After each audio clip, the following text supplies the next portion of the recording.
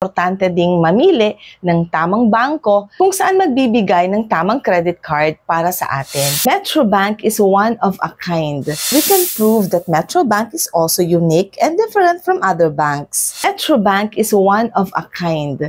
It is a bank na talaga namang I look up to because, sige, tignan natin kung ano ang meron kay Metrobank. Silipin natin kung ano ang pwedeng ipagmalaki ni Metrobank at kung saan tayo pwedeng ma-impress. Okay, pag-aaralan natin ng konti ang history ng Metrobank.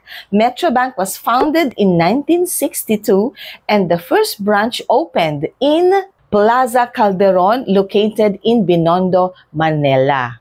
According to my research, President Macapagal was present to cut the ribbon which officially opened the first branch.